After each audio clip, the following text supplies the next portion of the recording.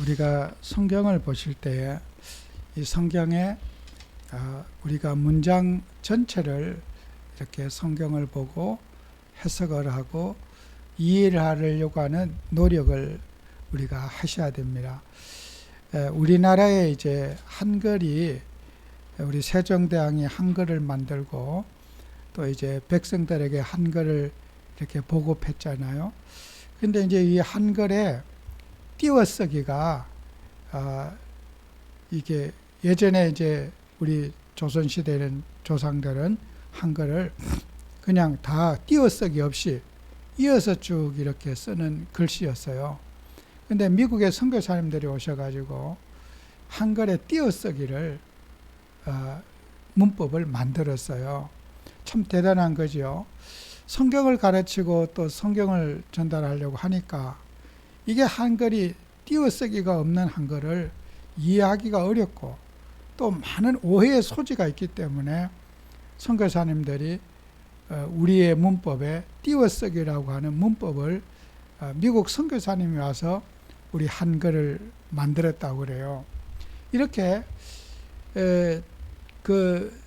우리가 복음 가진 이제 선교사님들이 와서 이런 국어의 어떤 불완전한 부분들, 이런 부분을 또 선교사님이 와서 이 국어를 지금 우리가 사용하는 국어를 만들었다는 게 참 놀라운 일이죠. 그죠?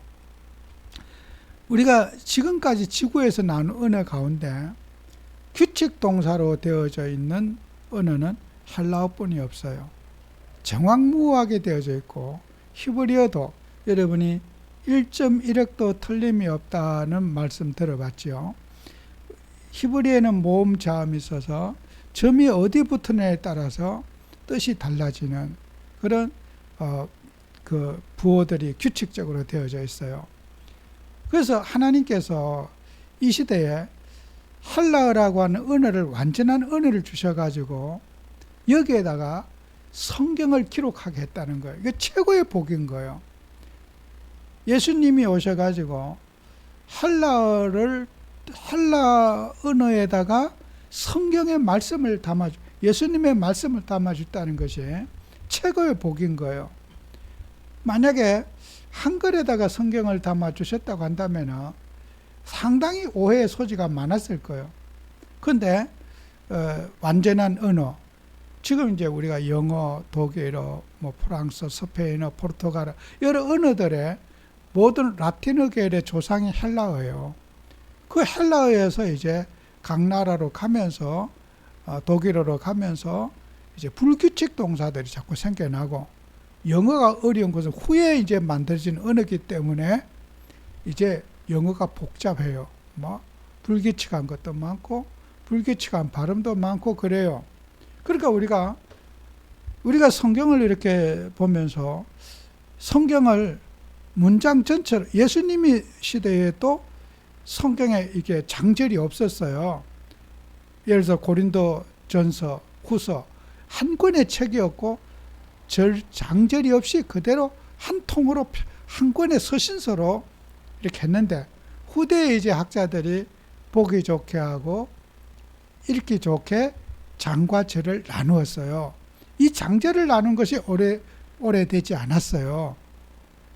그렇다면 우리가 성경을 볼 때 성경 한 절만 가지고 뭘 어떻다고 말하는 것은 상당히 그 전체의 본문의 해석에 좀 무리가 있을 수 있다는 거예요.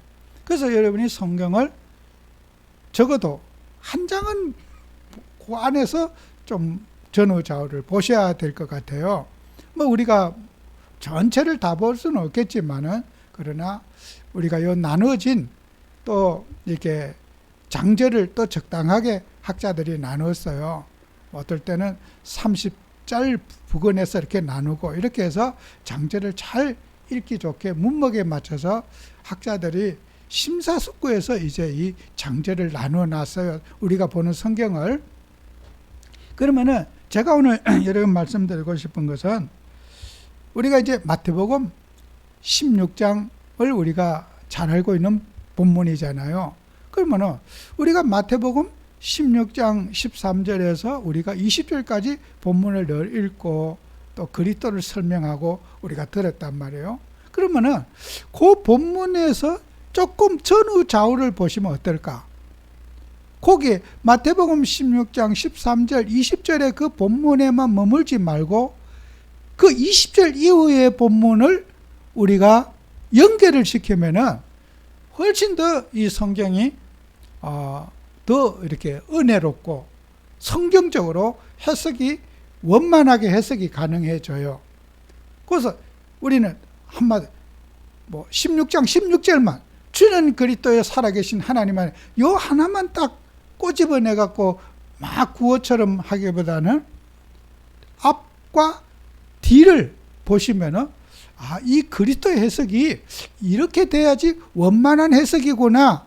이제 이렇게 나온단 말이에요. 한 절만 가지고 따지면은 그리스도의 해석이 굉장히 치우치게 해석할 수가 있단 말이에요. 그래서 우리 예수님이 오늘 본문의 제목에 제가 고난의 복음, 바울이 복음을 전하면서 고난을 당하고 매를 맞고 어려움 당한 거 여러 가지 그런 힘든 일을 오늘 본문에 우리에게 기록하고 있어요. 그래서 제가 말씀의 제목을 고난의 복음이라고 여러분에게 제목을 잡았어요. 근데 우리가 예수님의 고난의 의미가 무엇이냐는 거예요. 그 고난의 의미를 우리가 한번 생각해 볼 수 있잖아요. 그래서 우리 고난을 잘 표현하고 있는 게 이사야서 53장 1절에서 6절에 보면은 예수님은 그게 중요한 구절 가운데 2절에 이런 말씀이 있어요. 우리가 보기에 흠모할 만한 아름다운 것이 없도다. 예수님은 우리가 보기에 사랑할 만하고 막 붙잡을 만하고 그런 것이 예수님에게 없더라는 거예요. 그렇다면은 사람들이 찾는 메시아, 사람들이 찾는 그리스도는 어떤 그리스도냐는 거예요. 사람들이 찾는 그 하나님은 어떤 하나님이냐는 거예요. 그래서 사람들이 봤을 때 그리스도가 이 땅에 오셨는데 사람들에게 흠모할 만한 것이, 존경할 만한 것이, 따를 만한 것이 없어가지고 그 메시아신 그리스도를 어떻게 해요? 우리가 욕하고 채찍질하고 저주하고 이렇게 해서 그 참 메시아가 오셨는데 그 메시아를 사람들이 버렸다는 거예요. 그 버린 예수가 바로 우리에게 그리스도가 되셔서 구원자가 되셨다고 하는 그 내용을 이사야 53장 1절에서 6절에 하고 있는 내용이거든요. 그러면은 마태복음 16장으로 우리가 돌아가면은 마태복음 16장 13절에서 거기에 나오면 예수님은 어떤 예수냐? 사람들이 찾는 예수는 세례 요한과 같은 어떤 공정과 상식을 가지고 약자가 보호받고 또 이 사회가 질서가 잘 되어지고 윤리와 도덕이 잘 이루어져서 정말 그런 피해가 없는 사회가 되어지고 인격이 존중받는 사회가 되어지기를 바라는 것이 우리 지금 백성들의 마음이란 말이에요. 그래서 우리 대통령도 어쨌든 자기 속은 어떤지 몰라도 국민의 뜻을 찾고 하는 이유가 그 세례 요한과 같은 정신, 우리 백성들이 하나님을 찾을 때 그런 공정과 어떤 서로에게 약자가 보호받는 그런 메시아 그리스도를 백성들은 찾고 있다는 거예요. 그런가 하면은 엘리야와 같이 정말 어떤 미래에 대한 어떤 불안과 염려가 있고 이 세상의 우상과 이런 거 하나님을 거역하는 그런 사람에게 우리가 징벌을 하고 그런 나쁜 사람들을 징벌해주는 그런 엘리야적인 그런 메시아를 원한단 말이에요. 그런가 하면 세례 요한처럼 예레미야처럼 눈물을 흘리면서 정말 어렵고 고통받는 사람에게 답이 될 수 있는 그 메시아, 그죠? 또 선지자처럼 미래가 불안하고 어떻게 살아가고 내 인생의 미래의 꿈을 꿀 수 없는 사람에게 내가 인생의 희망을 가질 수 있는 그런 메시아, 그걸 사람들은 찾는단 말이에요. 근데 예수님 물었어요.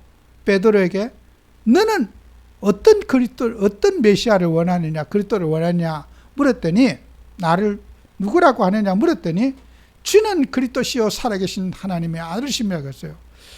그러면서 베드로를 칭찬보다는 네가 정답을 말했지만은 네가 정답을 말한 것이 아니다. 하늘에 있는 아버지가 네 입을 빌려가지고 오늘 그리스도를 말하게 했다. 너도 앞에 있는 세례 요한, 예레미야, 선지자 중에 하나, 엘리야, 너도 그런 사람 중에 하나인데 네가 제정신이 없는 말을 네가 했구나. 네가 지금 네 입을 하나님이 사용했구나. 네가 고백한 게 아니라 하나님이 네 입을 들어서 그리스도를 드러나게 해줬구나. 그 다음에 이제 21절부터는 예수님께서 뭐라고 말씀하시냐면요, 고난에 대해서, 내가 인자는 죽기 위해서 왔다, 고난받기 위해서 왔다는 것을 예수님은 이제 설명을 하면서 16장 마지막 절까지는 예수님이 뭐라고 말씀하시냐면요, 24절에는 자기를 부인하고 자기 십자가를 지고 나를 따를 것이니, 25절에 누구든지 나를 위해 제 목숨을 잃으면 찾으리라. 이렇게 예수님은 내가 죽듯이 나를 따르거든 내가 죽음의 길을 선택하고 남들에게 사람들이 찾지 않는 그런 그런 메시아로서의 삶을 내가 제자가 되려면 너희들도 사람들이 찾는 예수를 전하지 말고 나와 같이 나는 고난받기 위해서, 어려움 당하기 위해서 육신에 남들이 세상 사람이 찾지 않는 그 길을 가기 위해서 왔기 때문에 나를 따르려면은 나와 같은 길에 너희들도 동석해야 된다. 동참해야 된다. 그게 내 제자다. 내 혼자 죽는 것이 아니라 너희들도 같이 죽어야 된다. 이게 죽음을 강조하는 거예요. 고난. 내가 하나님으로 와서 고난을 받고 무시를 받고 멸시를 받은 것처럼 우리가 제자들도 어떻게 해요? 네가 내가 제자라면은 십자가를 지고 지금 네 목숨을 내려놓고 십자가를 지고 나를 따라야 된다고요. 그게 예수님을 따르냐. 그래야지 너는 새로운 생명을 얻게 될 것이다. 네 생명을, 육신의 생명을 내려놓으면 진짜 하나님이 주신, 예수님이 주신 생명을 얻게 될 것이다. 이것이 마태복음 16장에서 주님이 주신 말씀의 내용이 고난을 받으라. 네 인생의 육신의 욕심과 야망을 나와 같이 내가 십자가에 죽었듯이 너희들도 같이 죽어야 된다. 그래야지 너희는 내 제자가 되고 나와 같이 함께하는 사람이 된다. 이것이 마태복음 16장에서 주는, 우리에게 있는 본문에 주는 교훈이에요. 그럼 우리는 하나님께서 우리에게 주신 이 언약을 여러분이 가슴에 딱 붙잡고, 그러면 우리는 불신자에게 어떤 메시지를 줄 것인가? 자, 성도에게 주는, 하나님 자녀에게 주는 메시지가 있고 불신자에게 주는 메시지가 있어요. 그러면 불신자에게 어떤 메시지를 줘야 될 것인가 하는 거예요. 정말 우리가 인생이 참된 어떤 불신자가 그리스도를 좋아하지 않아요. 불신자가 그리스도를 필요로 하지 않아요. 사람들이 찾는 그 그리스도잖아요. 내가 어떻게 보면은 정말 인생이 창세기 3장이라고 하는 인생의 근본 문제 속에 불신자가 빠져 있어요. 사람이 늪에 이렇게 큰 수렁에 빠져가지고요, 움직이면 움직일수록 그 수렁에서 깊이 더 빠져나가는 거예요. 하나님을 떠난 인간이 노력하면 노력할수록, 힘쓰고 애쓰면 애쓸수록 인생의 목적을 달성하기는커녕 더 큰 수렁에 자꾸 빠지는 거예요. 수고하고 애쓰고 늘 했는데 자꾸만 인생에 어려움이 닥치고 재앙이 오고 문제가 오고, 그게 인간이 가지고 있는 고통이 바로 인간 스스로 그 늪에서 빠져나올 수 없는 인생이 올무에 딱 빠져 있단 말이에요. 그 올무에 빠졌는데 거기에서 오랏줄을 줘가지고 그 사람을 스스로 어떻게 해요? 그 늪에 빠진 사람을 붙잡고 오게 만들어야 되는 거예요.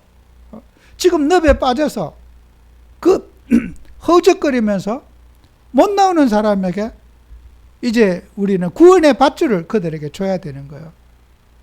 그래서 그들이 힘으로 그 구원의 밧줄을 꼭 붙잡고 하여튼 막 있는 힘을 다해서 그 탈진한 그들이 구원의 밧줄을 인생을 살면서 얼마나 붙잡을 힘도 없겠지요. 의욕도 없고 그 늪 속에서 고생하다가 자포자기하고 싶고 에이구 될 대로 되라 죽으면 죽지 이렇게 포기한 인생들이 그 생명의 줄을 우리가 던졌을 때 정말 젖먹던 힘까지 다해서 그 생명의 줄을 붙잡을 때 그죠?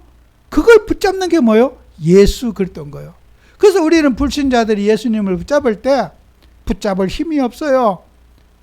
의지할 힘이 없어요. 너무 세상에 지쳤기 때문에. 예수의 그림자라도 보고 그 붙잡을 수 있는 그 신락 같은 희망, 거기에 우리가 던져주는 게 복음이란 말이에요. 그죠? 불신자 속에는 그 깜깜한 혼미함 속에 늪 속에 빠져갖고 지칠 대로 지치고 낙심할 대로 낙심하고 정말 자포자기한 그들의 인생 속에 그리스도라는 생명의 복음을 뭘까요? 한 줄기에 비친 거예요. 깜깜한 세상에 그들에게 신락 같은 생명의 빛을 그들에게 던져주는 거란 말이에요. 우리는 복음을 들었기 때문에 복음이 뭐 예수님이 우리의 감격이 덜할 수 있어요. 그 7억까지 깜깜함 가운데 생명의 그 빛이 그 조금 들어올 때 그들은 어떻게 해요? 광명을 얻게 되는 거예요. 광명을. 그래서 그들이 구원받게 되는 거예요. 그래서 우리는 예수 그리스도의 복음은 불신자에게는 정말 그들에게 빠져나오는 정말 신분이 바뀌어지고 하나님 자녀가 되는 신분을 바꾸는 복음이어야 되는 거예요. 그죠? 여러분 그 속에서 지금 늪에 빠져 있는데 왜 빠졌니? 주의를 하지. 또 네가 노력해서 조금만 더 하면은 빠져나올 수 있을 텐데 스스로 그 늪에서 인생의 근본 문제 속에서 불신자는 절대로 못 빠져나와요. 못 빠져나오기 때문에 그리스도가 거기에 생명줄을 던져주신 거란 말이에요. 그죠? 그 우리는 불신자 살리려면 어떻게 해야 됩니까? 쓸데없는 소리 하면 안 돼요. 그리스도 전해야 돼요. 그들을 전달해서 생명을 살리고 나서 그 다음에 이제 교회에 성도가 받을 메시지가 있지 않겠어요?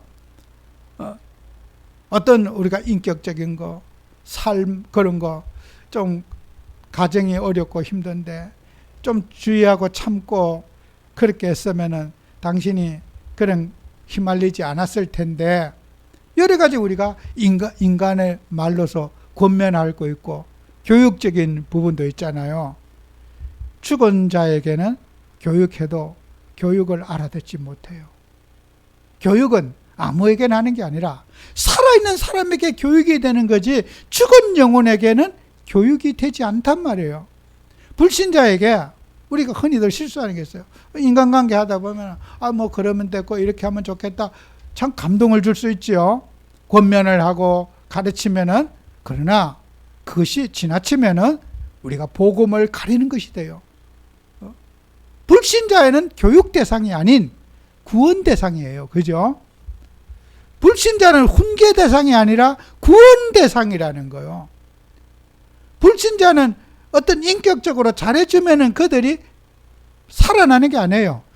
불신자는 반드시 그리스도신 주님을 만나야 되는 거예요. 교육 대상이 아니에요. 착각하는 거예요. 불신자 가르치면 되겠지. 가라지를 아무리 그름 주고 벌레 잡아주고 거기에다 비료주고 약쳐주고 막 오만 때만 시설 다 해도 가라지는 어떻게 해요? 가을이 되면은 풀씨가 맺어요. 가라지 씨앗이 맺어요. 염소를 아무리 가꾸도 염소는 염소 새끼 놓고 양은 양 새끼 놓는 거예요. 신분이에요. 우리가 예수 그리스도는 그 사람에게 인생의 신분을 바꿔주고 구원 주시는 복음이 그리스도라는 말이에요. 인간의 노력으로 인간 구원받을 수 없어요. 어떤 힘으로도 불신자가 종교생활에서 그 인생의 흑암의 늪에서 사단의 손에서 그들이 빠져 있는 지옥의 권세 아래서 그들은 못 빠져나와요. 예수 그리스도의 복음만이 그들을 살릴 수 있는 유일한 방법이 되는 거예요. 우리는 아무리 무슨 일이 있어도 복음에 대한 오해가 없어야 돼요. 정말 그리스도만이 인생의 구원자라고 하는 거 꼭 우리는 붙잡아야 돼요. 그렇다면 우리 신자는 그러면 어떤 메시지를 붙잡아야 되는가? 그죠? 불신자에게는 정말 예수 그리스도를 통해서 영접을 통해서 구원받지만은 구원받은 이후의 삶이 또 중요하잖아요. 자, 구원만 받았으면 다 됐어요? 우리가 살아가는 이 일을, 우리의 삶을 어떻게 살아야 될 것인가? 복음적인 삶을 살고 정말 우리는 신자가 붙잡아야 될 이제 삶을 우리 살아야 되지 않겠어요? 그래서 오늘 본문에도 바울의 고난받은 얘기를 하지만은 사도행전 20장 31절 35절에도 바울은 이런 말을 하지요. 내가 너희를 3년이나 밤낮으로 눈물로 훈계하던 것을 기억하라. 그죠? 불신자에게 훈계가 필요할까요? 필요하지 않아요. 성도에게는 훈계가 필요한 거예요. 바울은 눈물로, 그 말에 간절함으로 내가 3년이나 불신자의 삶과 성도의 삶이 어떻게 달라져야 되는 것을 내가 눈물로 호소했지 않느냐. 간절함으로 내가 너희들을 가르치고 불신자 속에 불신자 살릴 수 있도록 불신자의 삶을 정복할 수 있도록 내가 너희들에게 먼저 도와줬지 않느냐는 바울의 간곡한 말이에요. 오늘 본문이 주는 말도 그 뜻이에요. 내가 고난받고 어려움 당한 것은 내 삶이 불신자의 삶과 성도의 삶의 차별화가 돼야 되지, 불신자의 삶과 성도의 삶이 섞여가지고 속은 신분은 바뀌었는데 불신자인지 신자인지 분별이 안 되는 잡탕이 돼서는 안 된다. 이게 이제 바울이 지금 말하고자 하는 요지인 거예요. 구원만 받았으면 다 된다. 우리가 어떻게든지 살아도 된다고 하는 그 논리는 성경하고 안 맞습니다. 예수님이 마태복음 16장의 복음과 안 맞습니다. 예수님의 제자의 삶은 십자가를 지고 나를 따르라. 십자가가 뭡니까? 사형틀이에요. 나 사형 선고받고 내가 죽을 십자가 못 박혀. 옛날에는 사형대가 십자가에 매달아 갖고 못 박아서 죽였어요. 사형 선고받은 사람이 십자가 지고 올라가서 그 못 박혀서 죽는 거예요. 자기 십자가를 지고 가서. 예수님도 사형 선고받고 십자가를 예수님 스스로 지고 가서 매달려서 예수님이 십자가에 돌아가셨어요. 자기 십자가. 죽으면 십자가를 지어라. 이거 예수님이 복음 가진 자에게 주신 메시지란 말이에요. 제자에게. 우리가 그 제자의 삶을 우리가 살아야 되지 않겠습니까? 그래서 바울은 뭐라고 했어요? 거기에 33절에도 나는 은과 금과 의복을 탐하지 않았다. 지난주에 얘기했다. 탐심. 내가 어떤 육신의 탐심을 십자가에 올려놓지 못하고, 불신자는 탐심이 당연한 거지만은 우리 성도는 평생을 육신의 탐심과 싸워야 돼요. 그게 우리 성도들이 가져야 될 일이에요. 바울은 나는 어떤 것에도 내가 본이 되기 위해서 탐심을 가지지 않았다. 내가 누구의 돈을 착복하거나 이용하거나 나는 그렇게 한 적이 없다. 의복도 내가 탐한 것도 없다. 이렇게 바울은 당당하게 내가 그런 것들을 취할 수도 있었지만은 교육적으로 내가 그렇게 하면 너희들도 그렇게 따라 할 것 같아서 나는 철저하게 그런 교육에 악영향을 미칠 행동은 하지 않았다 그러는 거예요. 우리는 후대와 미래 세대 앞에서 나는 문제가 안 되지만은 우리 자녀들이 후대가 문제가 되면은 우리는 하지 말아야 되는 거예요. 그게 바울이 가진 신앙의 색깔이 아니겠어요? 그래서 우리는 이제 복음은, 그래서 우리의 마지막 결론적으로 우리가 복음은 어떤 복음이 돼야 되겠습니까? 우리의 복음은 어떤 복음이 돼? 디모데후서 전서 4장 5절 9절에 있는 대로 4절에 5절에 하나님의 말씀과 기도로 거룩하여진다. 성도는 불신자는 육신적인 연단, 그죠? 우리가 성경 말씀에 있거든요. 육체의 연단은 약간의 유익이 있으나 경건은 범사에 유익하다 그랬어요. 우리가 육신적인 경건, 육신적인 연단은 약간의 유익이 있다. 사람이요, 교육을 받고 학교 생활하고 어떤 여러 가지 질서를 배우는 거 그 유익하고, 그죠? 배우신 분보다는 못 배우신 분보다는 배우신 분이 그래도 유익합니다. 어린아이가 학교에 가서 공부를 하고 어떤 그런 규범을 배우고 질서의식을 배우고 그 유익합니다. 그러나 영적인 경건은 현실과 내세, 지금 현재 삶과 내세까지 유익하다. 그 우리가 영적인 거, 예배 생활, 기도 생활, 말씀을 상고하는 이런 경건은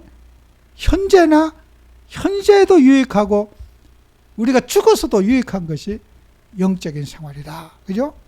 그래서 우리는 육신의 삶을 하나님 앞에 늘 정돈하고 또 바른 생활, 바른 자세. 저는 그래요. 자세도 삐딱하게 앉아잖아요. 생각이 삐딱해집니다. 사람이 삐딱하게 앉는 꽉하고 삐딱하게 일하자면요, 그 사람 생각 반대에 삐딱한 사람이에요. 자세 보면 알아. 딱 생각해 보는 사람 자세도 똑발라. 가끔 그런 여성분들 다리 딱 꼬고 그냥 막 이래 가지고 막 그 반쯤 나자빨처럼 의자에 앉아 참 이렇게 거북스럽게 앉아 있는 분들이 있어요. 그 사람은요, 자세도 그런 식으로 자세가 삐딱하잖아요. 그 사람의 마음도 삐딱해요. 바른 자세 속에 바른 생각이 있어요. 여러분이 화가 나고 이러면 어떻게 해요? 엎드리고 이래요. 자세가 구부정해요. 화가 나면은 구부정하게 머리도 꺾고 허리도 굽고 막 계속 꼬아버려. 그 화났을 때 딱 자세 똑바로 하고 딱 몸에 딱 자세하는, 그래서 화나면 화난 표정을 딱 해요. 그 뭐예요? 자세가 삐딱해요. 마음이 삐딱하면 자세도 삐딱해. 여러분 해보세요. 그래서 여러분이 반대로 역으로 한번 생각해서 내가 화가 나고 힘들어. 그럴 때는 자세를 똑바로 하고, 그죠? 자세부터 거꾸로 펴세요. 육신의 자세부터. 그럼 생각도 돌아와요. 제 경험은 그래요. 한번 해보세요. 제가 어제 아침에 별일도 안 해요. 오늘은 사모님 타닥거리니까 그 교회로 왔어요. 기분이 상당히 나빴어요. 아팠는데 교회에 앉아서 기도하면 일단 와서 기분이 나쁠 때 어떻게 해요? 의자에 머리를 땅에 딱 대고 엎드려. 그러면 그 자세가 삐딱하면 생각도 삐딱해져. 계속 기분이 나빠져. 자세를 똑바로 하고 엉덩이 땅에 딱 대고 허리를 딱 펴고 똑바로 하냐면요, 그 잡생각이 없어져요. 해보세요. 제 말이 거짓말인지. 삐딱하게 앉는 사람은 마음도 삐딱해져요. 여러분이 육신의 경건이 육신의 그런 생활의 습관과 영적인 생활의 습관이 같이 공존합니다. 그래서 우리가 바른 생활, 말씨도 바르게 하고 생각도 바르게 하고 자세도 바르게 하면요, 생각이 딱 돌아와. 왜 구질구질한 생각하고 있지?